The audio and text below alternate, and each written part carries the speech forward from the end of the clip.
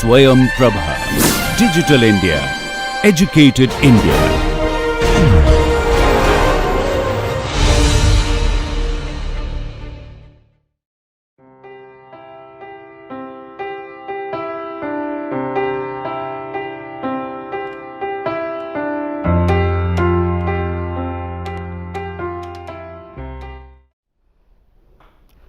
Okay, so welcome back to the next lecture, that is 34th lecture, and as you remember in the previous lecture we talked about the reward system, okay, and that is where we discussed that you need to develop a reward system which is going to be appropriate for the employees, where employees feel that this reward is valuable, so that they are motivated for higher performance. So, when we are going to design a reward system for organizations and you really want to link with the performance, we have to see that it is motivating in nature, right, because if people are not motivated to perform at a higher level, then you cannot expect better performance, and then whatever system you design, because the reward ultimately leads to motivation. So, what I am discussing here is what I am trying to tell you here is that we are talking about, we just discussed this factor, that effort, performance, okay, reward, and all this is related to what you call motivation.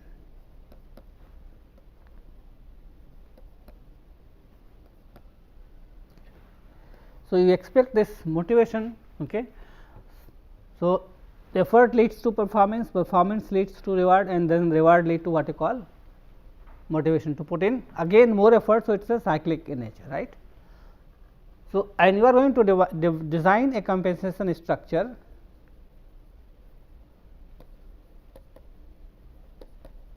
which is based on performance.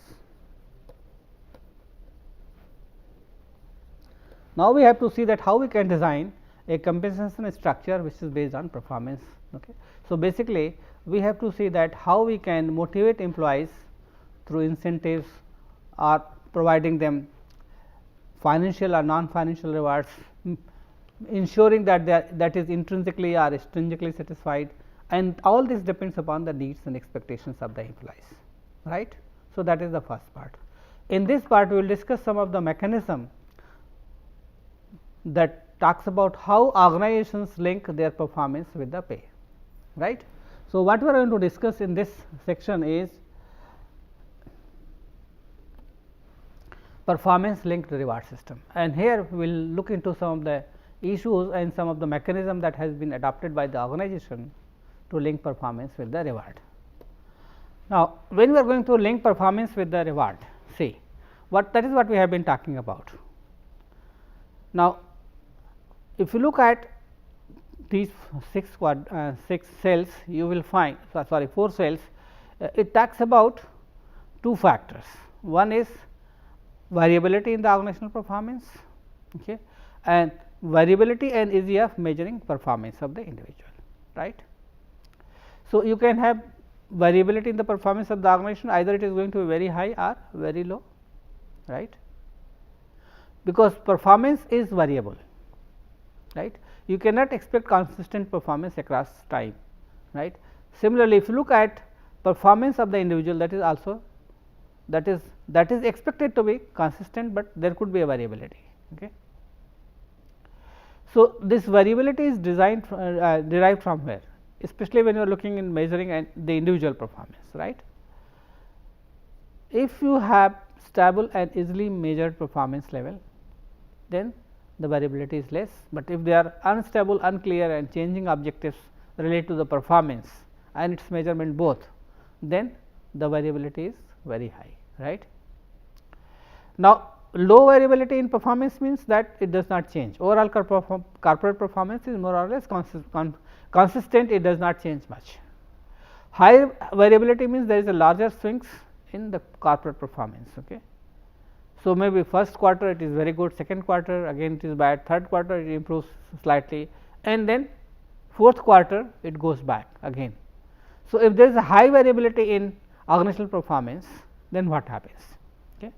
Now, if you look at these 4 quadrants, that is cell A, B, C and D, you will find that when we are trying to link performance with compensation, what happens along these two dimensions of variability in performance of the organization and individual, because individual performance need to be linked with organizational performance, right, because individual contributes to organizational performance. Now, if you look at this and look at the first cell, that is cell A, and here we are talking about low variability. Okay. It means organizational performance is more or less consistent, it does not change much, okay. But individual performance is unstable, okay, because the performance level is changing or the objectives of the performance is changing, or for whatever reason it is not very stable. Okay. It means that there is a high variability. Okay. So, what kind of reward system is to be used here? Okay. So, if you are going to use only money, then it is not very effective. Okay. So, you have to see that what kind of incentives can be used to motivate employees to perform better, right. Similarly, if there is a high variability at the individual level, but low variability at the individual level and high variability in the performance, then again you are going to use those rewards which are going to be satisfying in nature to the individual. Okay. Similar financial or monetary reward or extrinsic rewards are not going to be very satisfied. Okay. Right. Now, if you look at cell C, where you look at low variability and high stability in individual performance, right. It means that individual performance is stable, organizational performance is also consistent. Here you can go for providing monetary rewards, including incentives, because both of them are doing well, right. And then you can go for profit sharing and these kind of things. Okay. Now, look at cell D, where you find high variability in organizational performance, but individual performance is more or less stable. Means here again you can use monetary rewards, okay, basically pay and all these kind of salary increase and these kind of things, which is going to be satisfying in nature.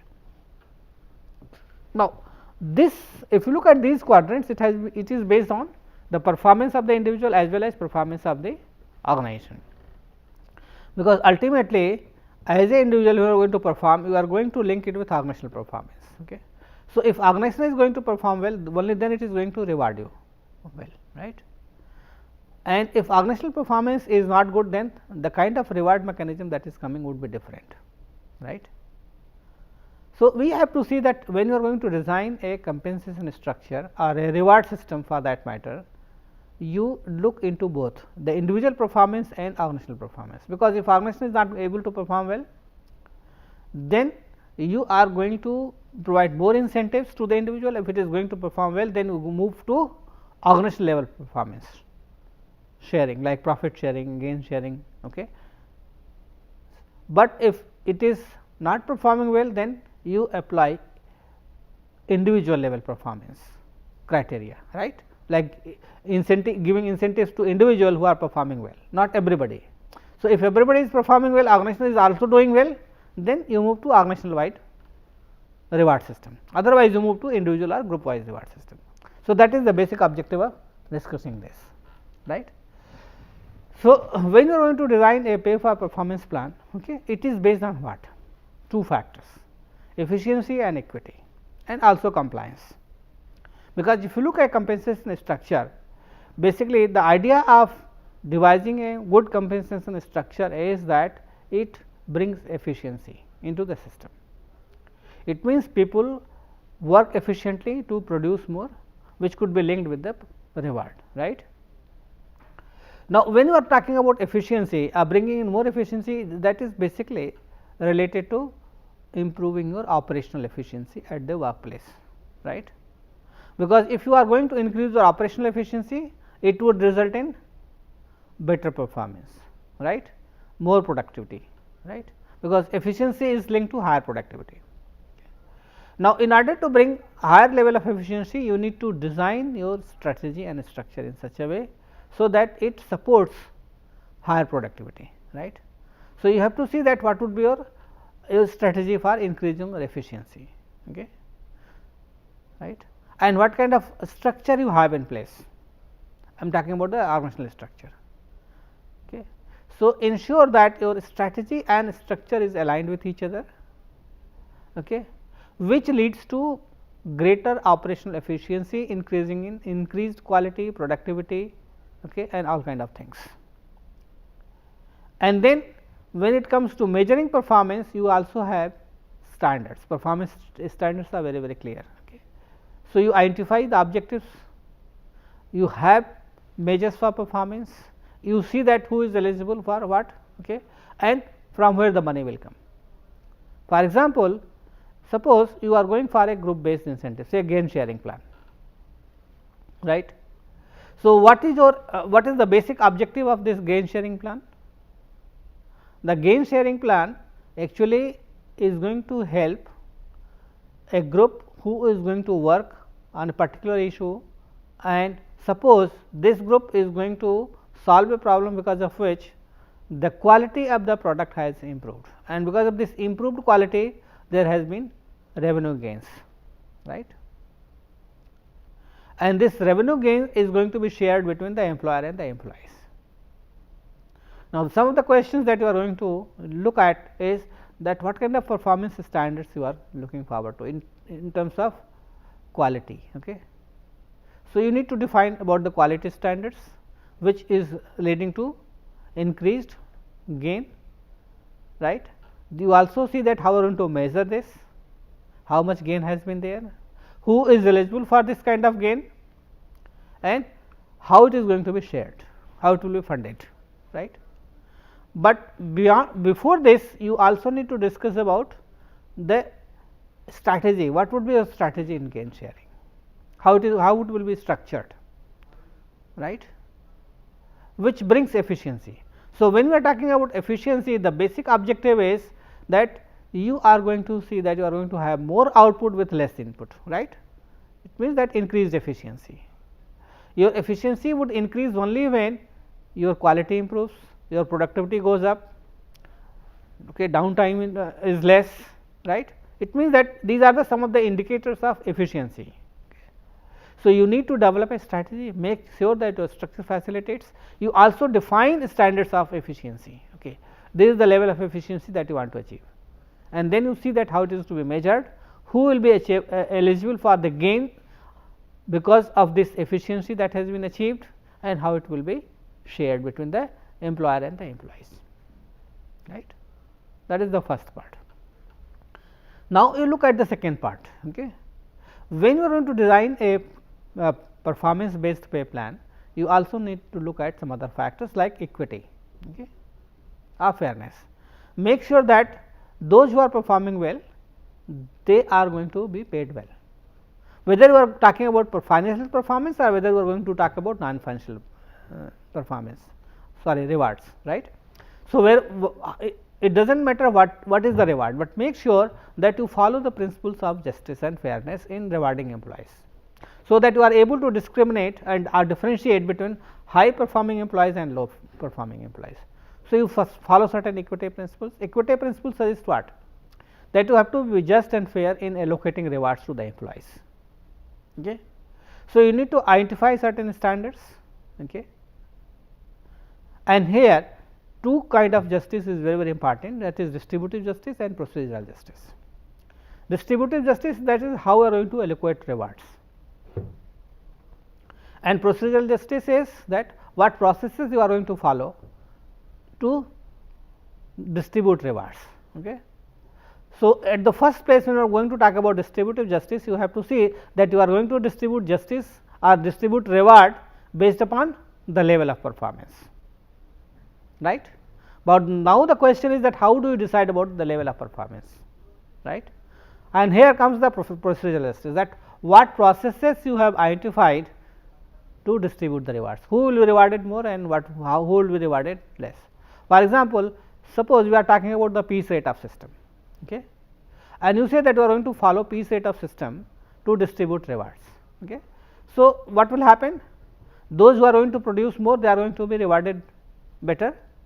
If you follow equity principle, it means you are talking about distributive justice, right.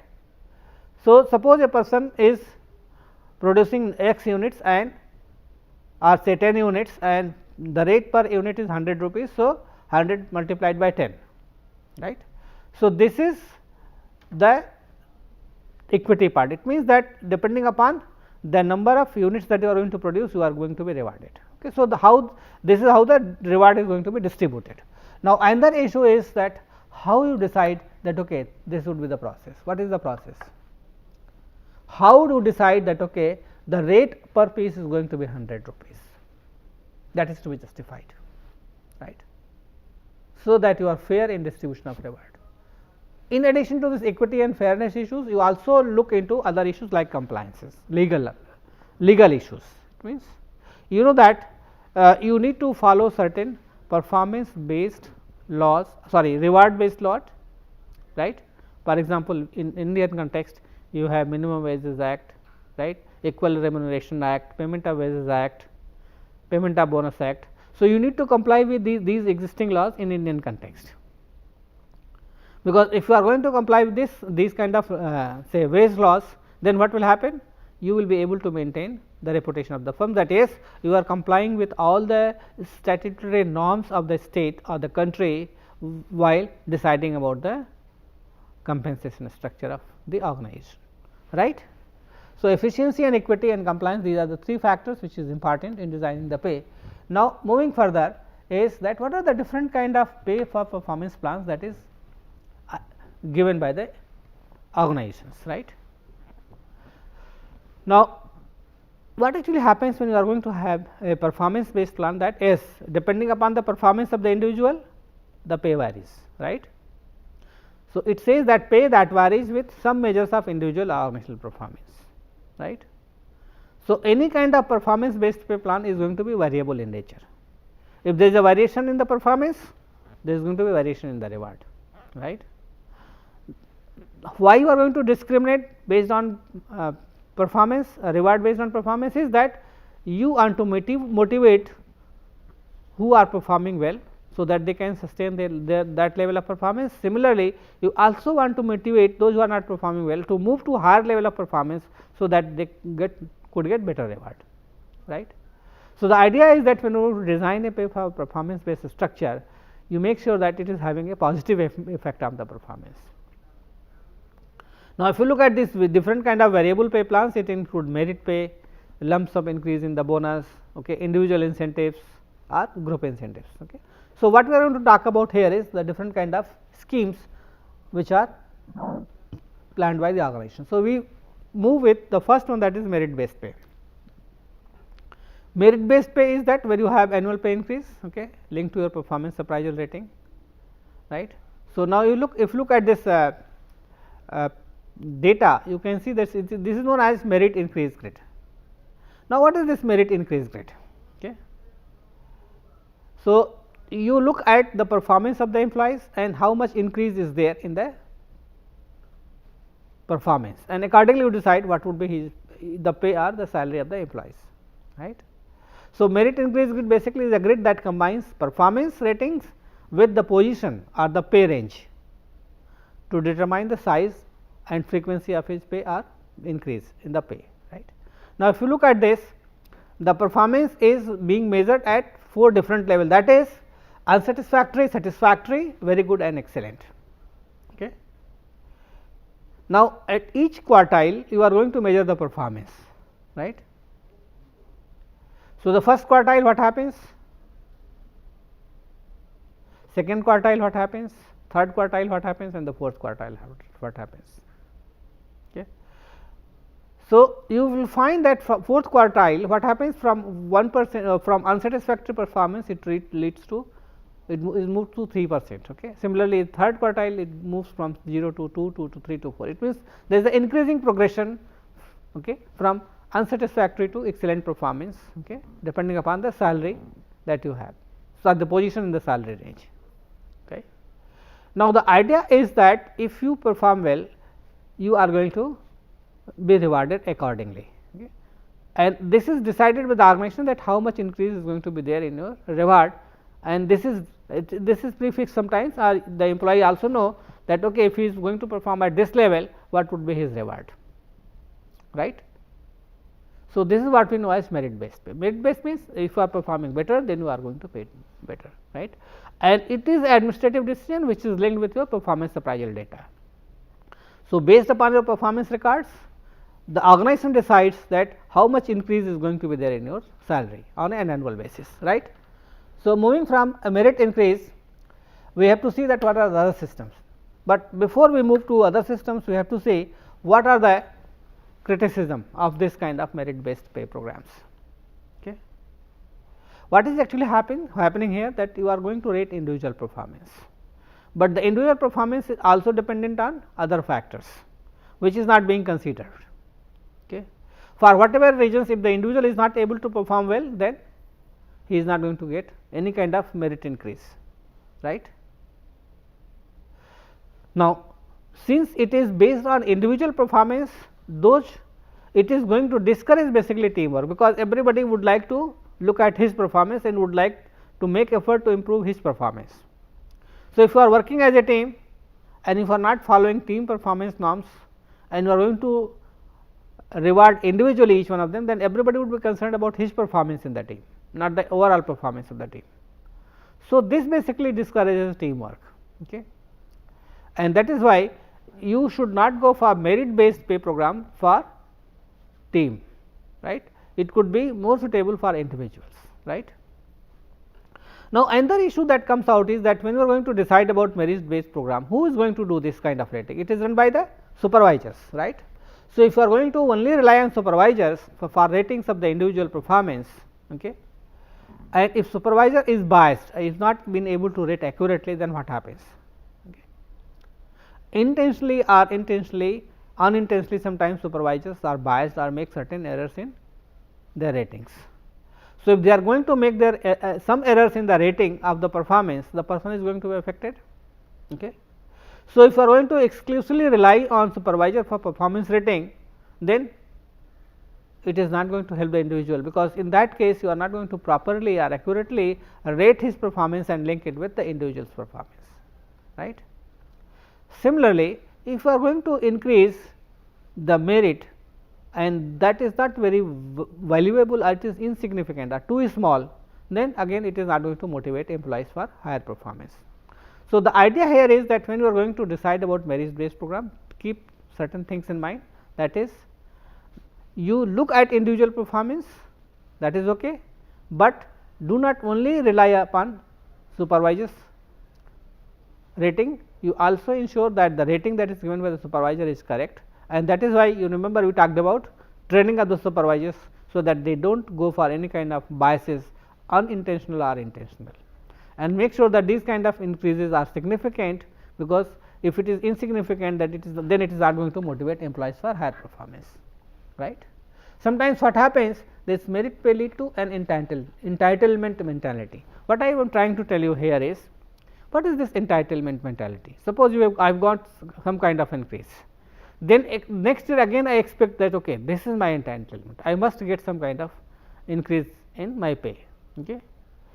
So, if you are rewarding individually, every time he is performing well, he expects better rewards. So, this leads to some kind of mentality where you feel that yes, you are entitled because you have performed well, whether the organization is in a position to provide you reward or not. Okay. So, these are some of the issues because of which this merit based pay programs have been criticized traditionally. Now, moving from this, we are talking about individual incentive plans. Okay. So, individual incentives, as I told you earlier also, is based upon your productivity. So, productivity is linked with pay, right. Now, if you look at this, there are different kind of plans that have been discussed, how the rate is determined. Okay. So, there are two principles that is followed based on time, okay, and based on units that is produced, right. So, unit of production per time period and time period per unit of production, right.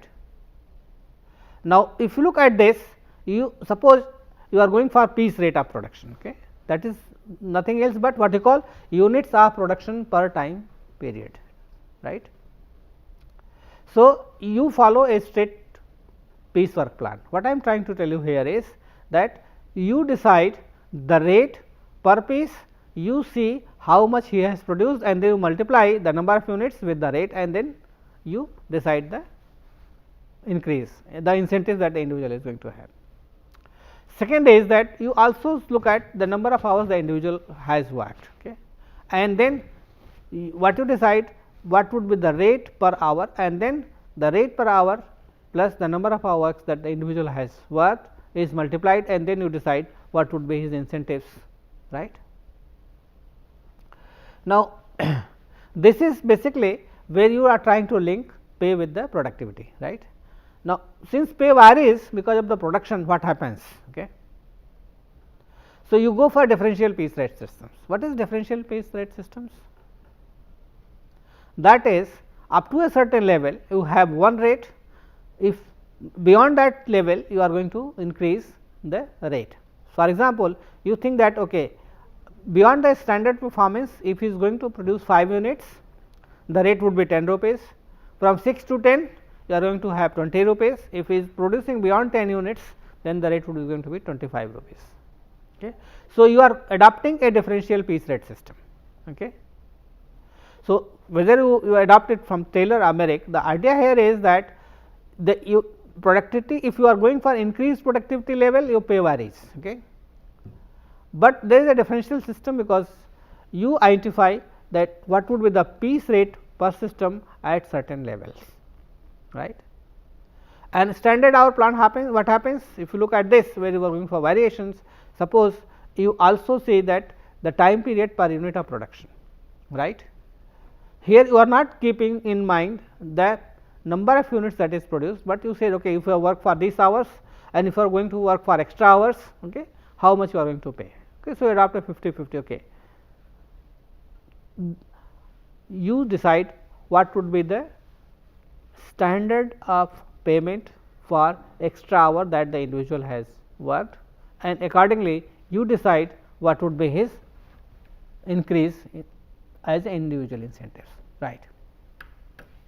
Now, what next we are going to discuss is different type of variable pay plans. See, since we are talking about pay for performance and pay for performance is always variable in nature, we have to ensure that we are going to follow this kind of system to better motivate people for higher performance, which is linked with higher rewards, right. So, when you are going to design a variable pay compensation, in addition to the performance standards and constant pay that the individual is getting, right. So, there could be different kind of incentives. We talked about individual incentives, there could be group incentives, okay. There could be stock ownership, balance scorecard or gain sharing, okay, or cash profit sharing also. So, these are the different kind of incentives that could be given to individuals, groups, even at the organization also. So, here we are talking about different kind of systems that organizations design at individual, group and organization level, right. Now, if you look at this picture, you find a carrot which is going to attract an individual. So, he will be motivated to that in order to perform well. Now, the idea is that what mechanism you are going to use in order to ensure that this variable plan, which is linked with performance and reward, is going to be more successful and effective. Now, what we are going to do is discuss it one by one, like team or group incentive plans, right. Now, first of all we are going to discuss about gain sharing plan. What is gain sharing? Right. Now, if you look at this gain sharing plan, it talks about the gain which is achieved by a group of employees. They could belong to a particular department or unit, or they would might be working for a particular project, right. So, what exactly happens in a gain sharing plan is something like this. Suppose there is a gain sharing. Now, in this gain sharing what happens is that suppose there is a group of employees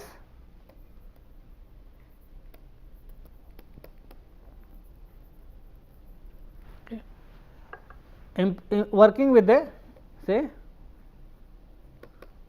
quality department, right, and the rate of rejection was 4%.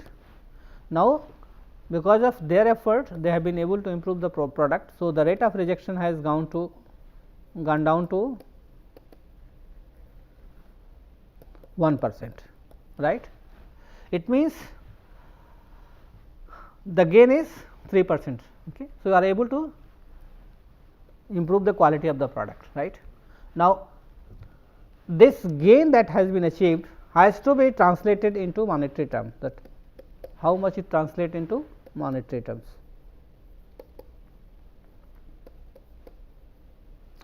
Suppose you think that with 4% rate rejections of the quality of the product, you have been losing say 20,000 rupees. That is a hypothetical example I am giving, right.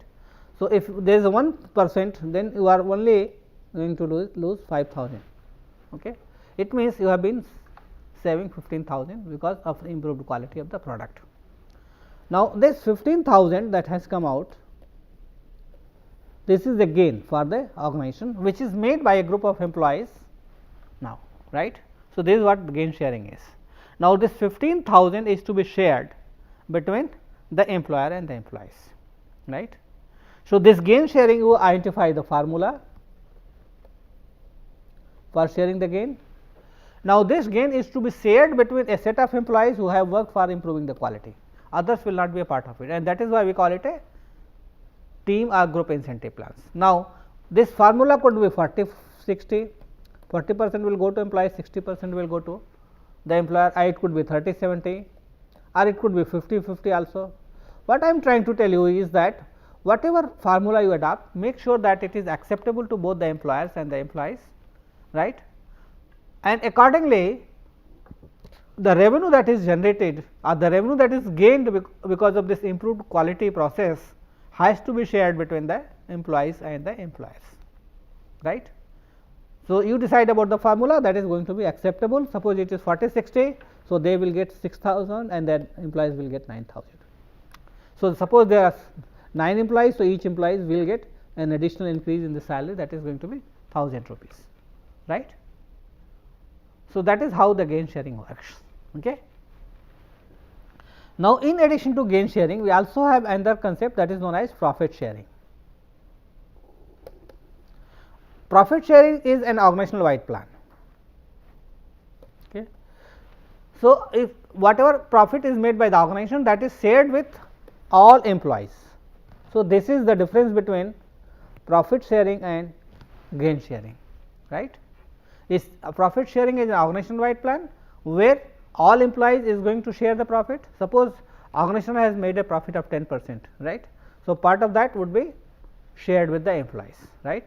But in gain sharing, only those employees who have worked for that particular thing, and because of that there has been some revenue generation. So, that extra revenue that is generated or that is saved, whatever it is going to be shared between the group of employees and the organization. So, we talked about gain sharing plan and profit sharing, right. Then earning at risk plans. This is the incentive, again it is related to profit sharing only. Okay. So, but it changes depending upon how much profit you are making. If you are making more profit, then you are successful, but if you are not making profit, then you are at risk, because in that case your earning is going to be changed or it is going to be on the downside, right. So, suppose in a particular year organization has made better profit, then organizational employees are going to gain more, or they are going to be the extra revenue that is generated by the organization would be shared in a better way. But suppose next year the organization has not made profit, that much profit, then this kind of sharing would be less. So, it is at risk. It means that profit sharing sometimes is good and sometimes may not be good. Then another important incentive plan that is used by the organization is ownership, right, that is stock option. So, employee ownership plan that gives employees the opportunity to buy the company's stock at a fixed price. Okay. So, depending upon the stock, what actually happens, the number of stocks that the employees had, the value of that stock goes up or down. Okay. It depends upon the market actually, right.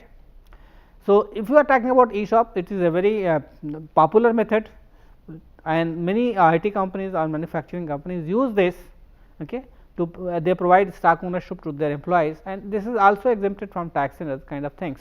Okay, because it is in the form of money, digital money, because unless you cash it, you are not going to pay taxes to that one, right.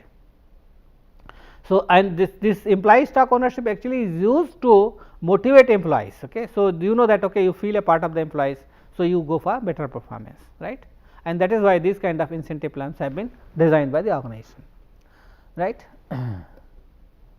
Then we have balanced scorecard.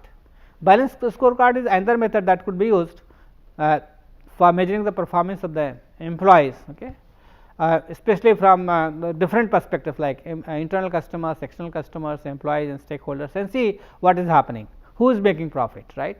So, this balanced scorecard approach is also used for measuring performance of the employees, okay, and then it could be used for devising a suitable reward mechanism depending upon the level of performance that has been made by the company, okay, using different stakeholders, right, internal stakeholders, external stakeholders, employees, right, and the shareholders. Now, we have to say that how this profit linked plan is better or worse compared to other financial remunerations like salary, right. See, if you look at salary, it is structured, it is paid in a definite cycle, while when we are talking about performance linked plan, it is not related to monthly, quarterly or yearly, it depends upon when you perform well, right. Now, if you look at bonus is also paid yearly or half yearly, because as per the government laws it has to be paid, okay. But when we are talking about performance linked incentives, it depends upon the performance of the individual, and you decide how much you are going to increase the salary of the individual, right, irrespective of the performance of the individual. Then we also have retention bonus, right, whether you want to retain high performing employees, so you give them extra salary, extra bonus, okay. So, these retention bonus is given for a period that employees stay back in the organization. So, basically want him to stay back with the organization, okay, because he is going to add some kind of value, okay. It is not related to basically effort that he is making for higher performance, but since you want him to stay back, you want to retain him with the organization, so you go for retention bonus, right. So, it could be paid yearly, half yearly, okay, and the idea is that you want to stay back, you want employees to stay back in the organization, and that is why if you are going for performance linked pay, it is much better than other financial remunerations that you are using to motivate employees. So, the objective of whether you are going for financial remuneration or performance linked pay, the objective in both cases is to motivate employees for higher performance, right. Now, finally, we are going to discuss what are the pros and cons of performance based pay, right. Now, if you look at the arguments that is given in favor is that yes, it is always good to reward those who are performing well compared to those who are not performing well, because in that way you will be able to discriminate between high performing employees and low performing employees, right. First point. Second point is that if you are linking performance with reward, it is motivating in nature, and this leads to higher performance provided the reward is perceived as valuable by the employees, right. Third point that is in favor, that is that if you are linking performance with pay, it gives a very clear signal to other who are not performing well that what is expected of them, what level of performance achievement would help them to achieve this kind of reward, right. So, you are also giving a clear signal to those who are not performing well, right.